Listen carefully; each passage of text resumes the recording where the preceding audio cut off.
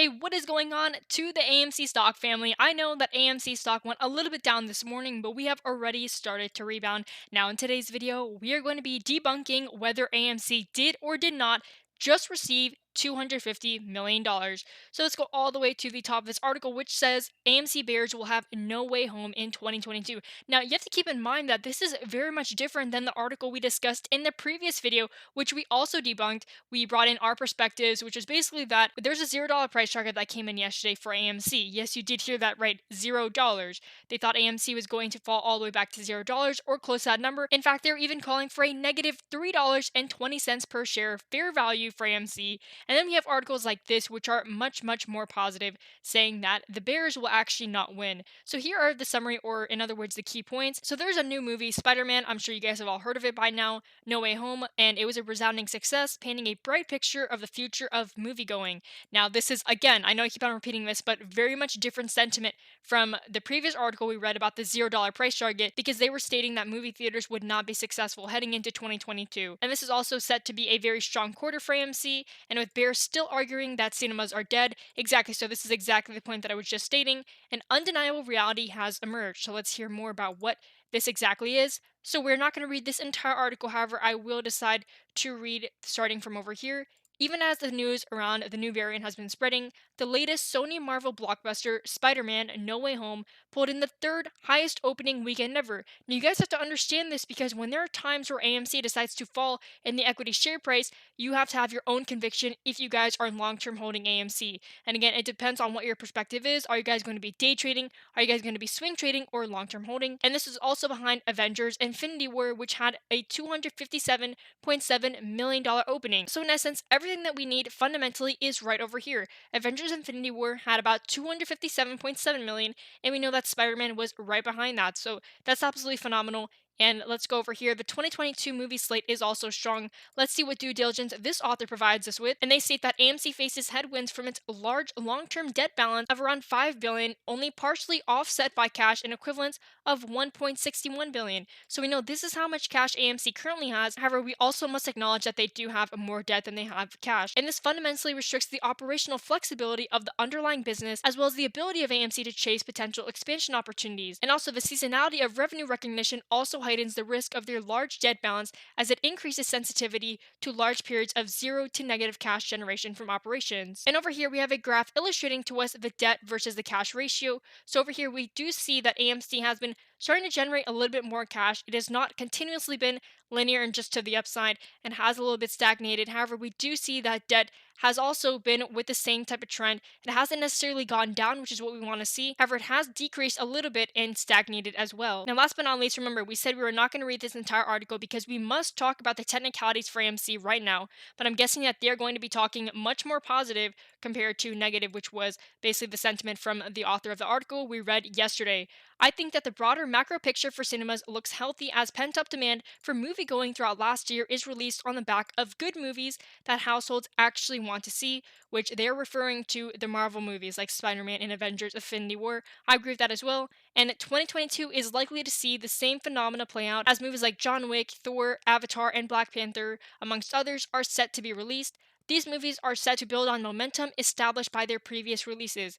I agree with this as well. It is definitely based on this momentum. And I think a lot of people are going to be excited to go back to the movie theaters because they haven't been able to do so for all this time. And this is going to be great for a company that realized revenue of $763 million for its fiscal 2021 third quarter, a year-over-year growth of 538.7% and a 29.85 million beat on consensus estimates. Yes, they are talking about AMC right over here, a year-over-year growth of 538.7% yet again. And remember, the realized revenue of $763 million. I feel like not enough people talk about this, yet this is the fundamentals for AMC. It's not perfect, however, you cannot ignore it. And the adjusted EBITDA was also negative at $5.9 million, a material improvement from the year-ago loss of $334.5 million.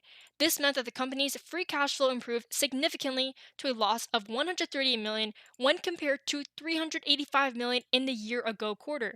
that is absolutely an improvement, and critically, this 247 million improvement means the company is able to continue to reap expected consumer demand for the movie-going experience. Absolutely perfect. Now, we do have a counter argument. Hear this, everyone. Bears would also be right to state that the current market capitalization of 14.8 billion is far too much of a premium to pay for the company. In essence, you would basically be paying a significant multiple just to own one share of AMC, and these contentions with the self-proclaimed AMC apes will likely continue to play out over the next year, leaving capacity for large upward movement in the common shares as the apes look for their own peculiar victory. Now, I want to bring up the AMC chart just because we need to talk about how we are getting higher highs and also higher lows. What I mean by that is we can check right over here, just the near-term time frame. We do not need to check all the way over here. However, it would be helpful just to draw some basic support and resistance levels, which we can do so very quickly right over here. So the first support level that I'm going to end up drawing is going to be at $27.09 per share, which is going to be labeled right around here. And then we're also going to draw some resistance levels,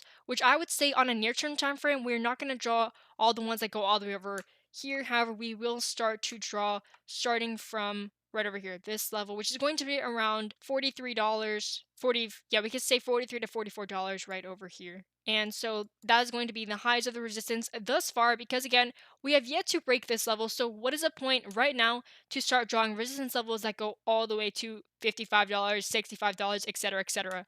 So we are in this channel right over here, and we can also even start to draw more support and resistance levels.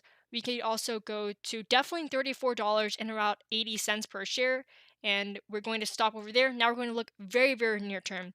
Okay, what I'm noticing right over here is we are getting, again, higher highs and higher lows. It all started right over here. So this channel, this low, and then we also decide to increase. However, when we decide to have decreases, right, which is going to be absolutely normal, it is necessary for an equity to start to go up, then decrease, then up, then decrease a little bit. However, it is not decreasing lower than before, right? It's not going all the way over here. Instead, what it's doing is making higher highs, as I just stated, and also higher lows. And so hopefully you guys can understand what I'm trying to say. And if this trend were to continue to play out where we have higher highs and higher lows, then we would expect to see something like this, very similar to what happened before with this trend. We would start to go even higher, right? Possibly even breaking through this resistance level. Then we would have a slight pullback to the downside because remember, it is necessary. However, this pullback would not be lower than this one right over here because that would indicate higher highs and then again higher lows right over here. I would also attribute one of the reasons why AMC is going up on this particular day, since some of you guys were wondering, maybe some of you guys are day traders. The reason for this is probably because of the seasonality. Remember, we have been talking about seasonality for quite a while, and also statistically, the last 2 weeks of the trading week of the year are usually very, very good for the overall equities market, and we could definitely see that through the S&P 500. If you go to the SPY, we can see that the S&P 500 is basically back at all-time highs, going from all the way to $450. So if you guys were wondering why AMC dropped to around $22 during that one instance or during that one time, then this is probably why. The entire market just completely dropped, and then we see this all the way going to $470 per share, basically back at all-time highs, as I just stated, which can be labeled through this resistance levels and also why AMC is up on the day. So that's all I wanted to talk about. Yes, AMC did get a large amount just entered in because of the new movie, Spider-Man. And with that being said, AMC stock family, thanks again for watching, and I'll see you guys in the next video. Days away from entering the so-called Santa Claus rally period, which spans the last 5 trading days of December and the first 2 of January. That's the technical definition. The importance for market psychology cannot be understated here. According to Ryan Dietrich over at LPL Financial, that 7-session stretch is one of the strongest of the year. The markets book a gain about 79% of the time, with an average return of around 1.3%. But if the markets post a loss during that period, it's happened 5 times since the year 2000, then January has also ended in the red as well. Let's bring in our old friend Jeff Kilberg, the Chief Investment Officer of Sanctuary Wealth. He's also a CNBC contributor.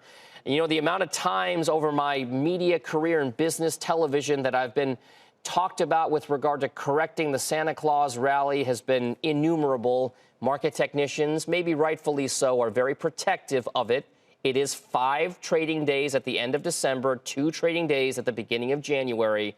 How important is this, Jeff, for you as a trader and investor? Do you watch it or is it just noise? No, Dom, we actually do watch it. And happy holidays, pal. And we talk about this Santa Claus rally. And certainly there's been a lot of fog for Santa to get up and out on his sleigh. But sure enough, we're finding a way, looking for 3 trading sessions in a row to see this positivity. What's really interesting, if you look at the chart of the S&P 500, Dom, $4,700 has been really thin air. And the Santa Claus rally, which I do see testing new all-time highs and making new all-time highs before the end of the year, has really been driven by the overcoming of fears. And we're focusing back on the consumer. Look at the consumer confidence yesterday. As you know, Dom, the consumer drives 70% of our U.S. economic growth. That's up about 10% in the last 30, 40 years. So I really focus on these last 5 days and the first 2 days of this Santa Claus rally to set sentiment to a tremendous year, but also to set the tone for 2022.